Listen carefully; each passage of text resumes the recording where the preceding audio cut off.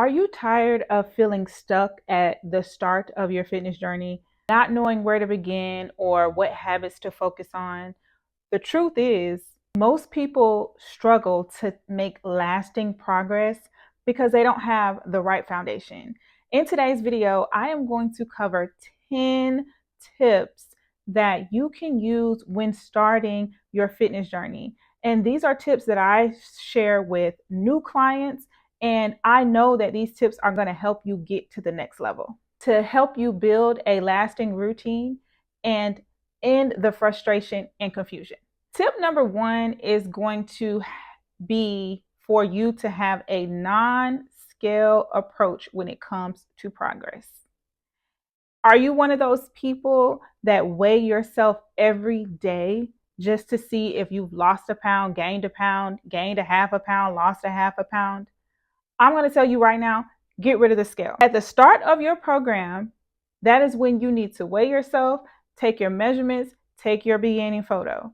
After you do that, I want you to put that scale up in the closet and do not pull it out until you are done with your program. And I hope that you are following a program. But until you are done, you need to put that scale away. The only thing that that scale is doing is helping you self-sabotage. You get on the scale, you gained a pound of water weight overnight. And now you are in this rabbit hole of, oh my God, I am not making progress, when you've only been doing the program for 2 days. Your body naturally fluctuates. It's going to do that. Every single fitness competitor, fitness model, the 30-year veteran of personal training body fluctuates. Everyone's body fluctuates. You getting on the scale every single day is sabotaging yourself mentally. Get rid of the scale until the end of your program. There are so many other ways that you can measure progress. I want you to ask yourself, how is my energy? Am I feeling more energized? How's my sleep quality? Am I sleeping better? Do you have more stamina? When you're playing with your children or you're playing with your animals, are you feeling less winded?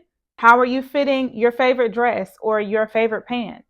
Do you have more endurance in the gym? Are you getting stronger in the gym? Are you feeling less stressed throughout the day? How's your posture? Are you sitting up better? Do you have less aches and pains in your body? These are all tangible ways that you can measure progress without getting on the scale and self-sabotaging. Get rid of the scale. Tip 2 is to establish visual cues. All right. We all know I love Atomic Habits. It's back there on my shelf. In Atomic Habits, James Clear speaks about how important your environment is to your success and to you establishing new habits. It's even more important than having motivation and willpower. He tells us to make it obvious. Whatever habit you are trying to create, make it obvious. That means designing your environment around you to make it plain and clear, to set yourself up for success with that habit. For example, if your habit is to start your fitness journey and get to the gym in the mornings, for you to make it obvious, you would set out your outfit, because if you look good, you're going to want to get in that gym. Set out your outfit, set out your shoes, set out your gym bag right by the door or right in a spot that when you leave the bathroom in the morning, you go directly to those clothes, grab your gym bag, go. Whatever your morning routine is, but you are making it plain and obvious for you to establish that habit and to continue with that habit. If you want to eat more fruit and vegetables and eat a cleaner diet, to make it obvious, in your refrigerator, you would have more fruit and vegetables at eye level, so that when you open your refrigerator, you're not going for a sugary drink or a quick high sugar snack. You're going for fruit or vegetables because that's what you want to do. You want to make it obvious and make it easy and accessible, right? Along with making new habits and new things obvious, you want to eliminate negative cues. For example, to go along with the fruit and vegetables, you don't want to go to the grocery store and still get those cakes and cookies and things that use high calorie, high sugar, and you don't need to include it right now while you're on this journey, right? So to eliminate that negative cue, you want to don't buy it, so that you don't have that when you open your refrigerator or you open your pantry. You don't have that to distract you from what you are trying to do. Eliminating negative cues. Another example is if you wanted to watch less TV and listen to more podcasts, remove the TV from your room, remove the batteries out of the remote, and make it harder to get to, so that the only thing you have access to is what you're trying to do, is listen to more podcasts. By placing these visual cues and making it obvious, you will make it easier to keep those good habits, to continue on with those good habits versus going back to the person you said that you didn't want to be anymore. Tip number 3 is to learn the basics of macros. Now, I know when you hear macros, you're like, girl, that is not easy and that is not basic. But I want you to get the basic concept of building your plate with protein, carbs, and healthy fats. And knowing how to build a plate around protein, carbs, and healthy fats, we're going to make it even easier for you to just focus on protein, right? Protein plays a crucial role in muscle repair, growth, and overall recovery. If you start by prioritizing protein, you will stay fuller longer, causing you to not overeat. You will support your muscle growth on this fitness journey, and you will aid in the recovery process. I know we always talk about being so sore, but once you get it down pat of tracking your protein and intaking the right amount of protein, you will recover better. So let's talk about how much protein you should have. And I don't know why, but this is a controversial topic. So scientifically, they say between 0.7 to 0.8 grams per pound of your body weight, right? To make it even easier, you could do 1 gram of protein per pound of your body weight. It's not going to hurt you. If you don't want to do the math of what is 0.7 and what is 0.8, just do 1 gram of protein per pound of your body weight. For example, if I'm 130 pounds, then I'll have 130 grams of protein per day. If you are a 140-pound woman, then you would have 140 grams of protein per day. Simple. Now, if you want to do the math and say, if I'm going to have 0.8 grams of protein per pound of my body weight, if you are a 150-pound woman, then you would have 55 grams of protein per day. More on the obese side or the overweight side, and you are trying to lose weight, then do the grams to the weight that you are trying to get to. For example, if you are a 180-pound woman and you want to get to 160 pounds, and we're going by the 1 gram, you would have 160 grams of protein per day. For me, I am trying to get to 140 pounds. I eat 140 grams of protein per day. Simple. Keep it plain. Don't make it complicated in the beginning. Now, once you got it all down packed, then we can go into doing the math calculations and tracking the exact grams and the exact fat and the exact protein. But in the beginning, keep it simple. Just track your protein, and you are going to get results from that, because you are going to be more full and you're not going to want to eat the unhealthy snacks or the high sugar drinks or overfilling your plate when you should just have a smaller portion. If that is overwhelming to you, you're not a personal trainer and you don't want to get into all of that, I don't know how to calculate, I'm just going to quit. Do not quit. If you want me to calculate your macros for you, my email is in the description box of this video. If you want community, in the description box of this video is a link to my monthly Strong Challenge. In this challenge, you will have community and accountability. You will have a training program where you don't have to guess, and you will learn the basics of macros. And you don't have to do this on your own. The link is in the description box. But like I said, you don't even have to do that. Just go by what we spoke about before. The next tip is for you to pre-log your meals. And why I keep talking about tracking meals or tracking protein or tracking all of your macros is because your nutrition is going to be 80% of this battle in starting your fitness journey. I know that we just head on over to the gym and we knock out a fitness class or Pilates or whatever, but what you put into your body is going to be 80% of this battle. So pre-logging your meals in an app like MacroFactor, MyFitnessPal. I use MyFitnessPal. This is going to help you know how much food, how much calories you are eating each day. If you are a person that eats Chick-fil-A, that eats Chipotle, that eats McDonald's, I hope you're not eating McDonald's, sis, that eats all of these fast food places, and you find yourself eating fast food 2 to 3 to 4 times a day, I guarantee you are eating between 3 to 4,000 calories per day. And you are wondering why you are gaining weight or you are not seeing progress on what you are trying to do. You need to focus on whole, unprocessed foods. And we can go into the argument of everything is processed these days. And we can go down the rabbit hole of a lot of things. But let's keep it basic. Because if you are still on that hamster wheel of not achieving your fitness goal year after year after year, we don't need to go down a rabbit hole. We need to stick to the basics.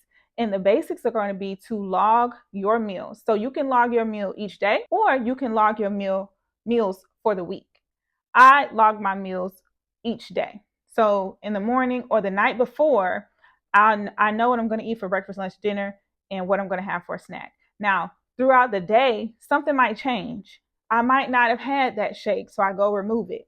By pre-logging your meals, it keeps you from going to these fast food restaurants. It keeps you from making these impulsive decisions on things that you are putting in your body because you already know what you're going to eat. They say women never know what they want to eat. Well, pre-logging your meals is going to take that whole little debacle out of the equation. The bottom line is, if you want to hit your nutritional goals, pre-log your meals. MyFitnessPal is free. Use what is free. You can scan the barcodes on whatever it is you're eating, and it already breaks it down into one serving, and you can change it to half a serving, 2 servings, whatever it is that you're eating of that item, and 1,000 calories, 200 calories, whatever it may be. But it helps you stay on track. Remember, nutrition is 80%. And this isn't science, this is just my opinion. I would go ahead and say that it's 98% of the battle, because you can go to the gym and you can keep working out, but one thing you can't do is outwork a bad diet. Tip number 5 is to reframe your failures as feedback. What I mean by that is, if you failed to eat the meals that you were supposed to eat, you failed to log, so then you went to a fast food restaurant, you didn't go to the gym today because you felt too tired, whatever the reason may be, you didn't do what you said you were going to do. This is not time for you to spiral out and just say, oh, I'm quitting. I always do this. I never do what I said that I was going to do. We don't have time for that. What I want you to do is to reframe that and take feedback from that. Ask yourself, why didn't I eat the meals that I bought to work with me? Is it because socially I wanted to go where everyone else was going? Is it because I just wanted to eat something else? Is it because I was tired of eating the same thing and maybe I need to make less meals and recook again? Or is it because you didn't hit the gym because you just felt too tired, or you forgot that you were supposed to go to the gym and you just kept driving? What is the reason why you didn't do what you said you were going to do? After we figure out why you didn't do what you said you were going to do, now we need to put a blocker in place of that roadblock, right? So for example, if you didn't eat your meal because everyone else at work was going to Chick-fil-A and you wanted to go with everyone else, that's discipline. That is you not having boundaries and you not saying, no, I have food. So next time, what am I going to do when the entire office is going to fast food, but I already have food and I'm on this fitness journey and I know that I need to stay on track, because if I eat this fast food one time, I'm going to eat it again, and then I'm going to eat it again. And then I'm just going to be all off track, too far off track that now I got to start over. So instead, you tell yourself, it doesn't matter if everyone is going to Chick-fil-A, or I'll go to Chick-fil-A, but I'm still bringing my food. Or I'm just going to stay in the office or go to my car and I'm going to eat this and then I'm going to get back to work.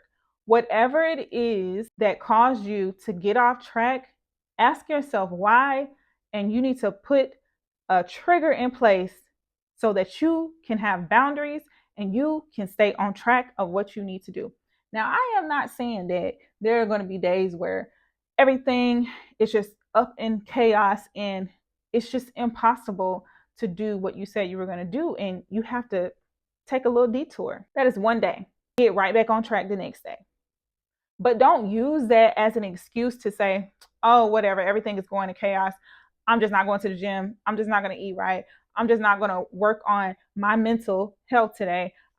It's all over. No, we're not going to keep using that as an excuse, because sometimes you may need to go to the gym to bring that chaotic day back down to peace. I want you to remember that you are no longer a victim of your mind. You are no longer a victim of your excuses. You are no longer that woman. You are a new woman on a new journey, and you choose to have a healthy body and a healthy mind. And in order to have a healthy body and a healthy mind, there are things that you must do. Tip number 6 is going to be for you to track your water intake.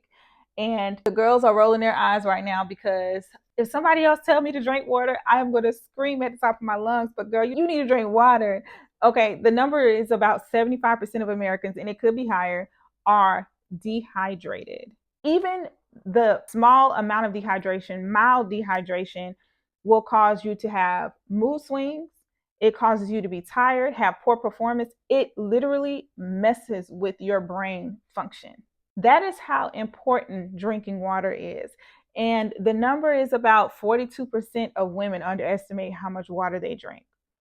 You need to track your water. You should be aiming for about half your body weight in ounces of water each day. So for example, if I am a 150-pound woman, then I should be drinking at least minimum 75 ounces of water a day. We have our Stanley cups, and these Stanley cups come in different sizes. So if you get a 40-ounce Stanley cup, drink 2 of those a day minimum, and hey, at least you are not going to be dehydrated. But go ahead and drink that third one. Especially if you are working out, you need more water and you need more electrolytes. You're sweating. Even if you don't physically see sweat, you are sweating and you are losing salt from your body, and that needs to be replaced with water and electrolytes. The bottom line is, you need to drink water, and you need to drink more water.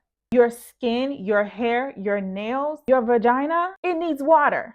If you are one of those people who are saying, I don't like water, I don't like the way water tastes, first of all, that's crazy, but I'm not going to judge you. We listen and we don't judge. But what you can do to your water is you can add some fruit so that you can have some infused water, have a little flavor to it. You can add some electrolytes, liquid IVs to your water so you can have a little bit of flavor to it. Whatever you do, drink some water. Number 7 is very important, and I didn't really realize how important this was, but focusing on sleep hygiene. And what I mean by that is, you hear the craze of everyone talking about morning routines, night routines, but they're really emphasized morning routines. But what's really important is that night routine, because the night routine sets you up for a better day. If you didn't get a good night's rest and that alarm goes off at 5 o'clock for you to start your morning routine, you're not going to start your morning routine. You're going to hit snooze, and then you're going to hit snooze again. So it all starts the night before. And your nighttime routine needs to be a calming, quiet, wind down routine. What I like to do at night is, I like for my room to be dark and cold. I like for my room to have a lavender scent. Lavender and chamomile is great for a diffuser in your room.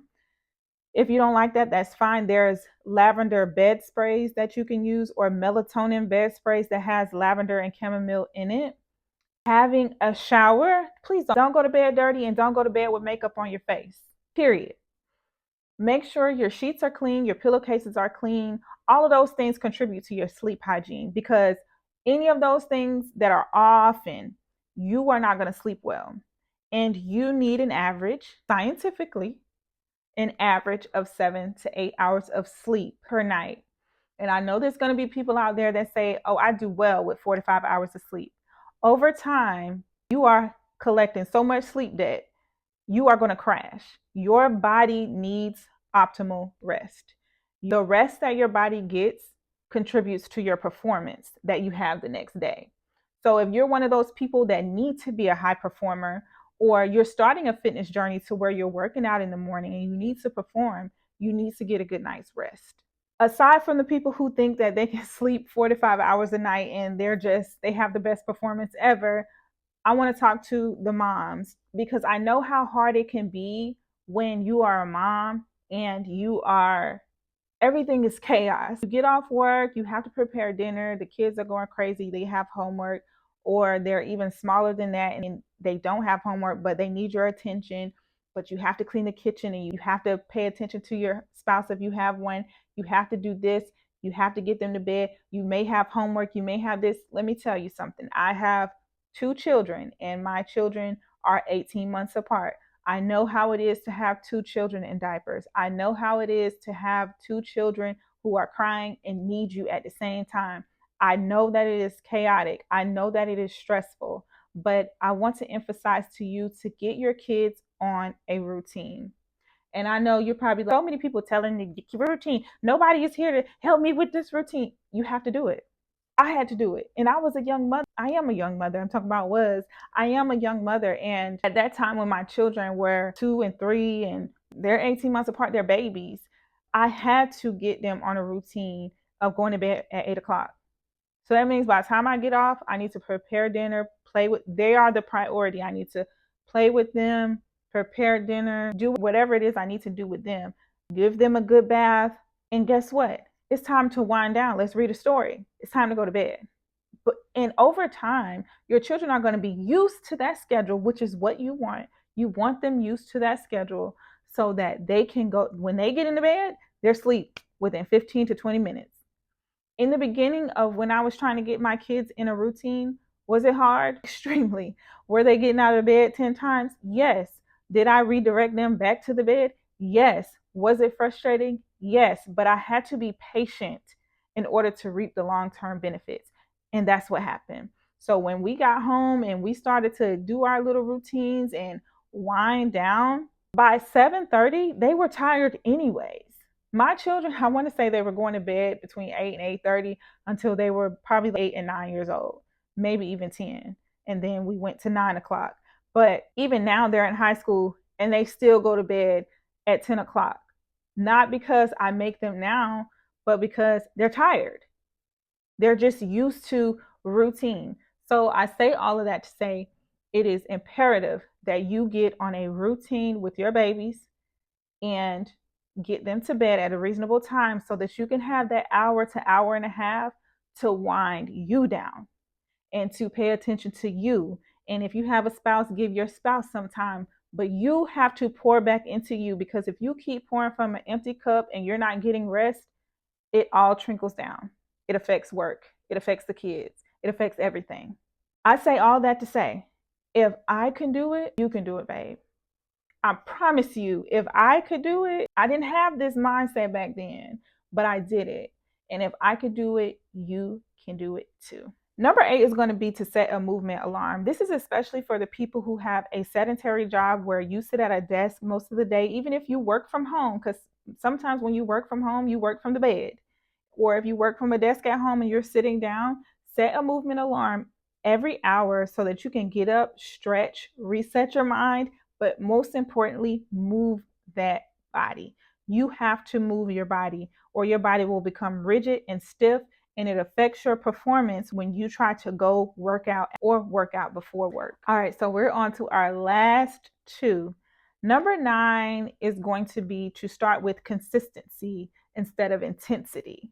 I know it's the beginning of the year and you have all the momentum in the world and you want to go to the gym 5 days a week. Matter of fact, you want to go 6 days a week and you want to work out for 2 hours and you want to eat all the healthy meals and you want to do all the things. That's intense. You have to have a certain level of discipline for that type of change. And most Americans do not have that type of discipline. So what I want you to do is start small and start with consistency. Start with 3 days. Once 3 days becomes easy, at that 4th day. Realistically, if you are not training for a fitness competition or some type of bikini model or something of that sort, 4 days a week is optimal movement for your body. It's an optimal range of exercise that you need for your body. Unless you are training for something, you don't have to be in the gym 5 days a week. 4 days a week is perfect for a person that just wants to optimize their health and be in good physical shape. If you are not the person that's going to go to the gym, start with a 15-minute at home workout or start with a 30-minute walk around your neighborhood. And once you get consistent, the key word is consistency. Once you get consistent with that, then add to. Now I want to go for 45 minutes around the neighborhood. You know what?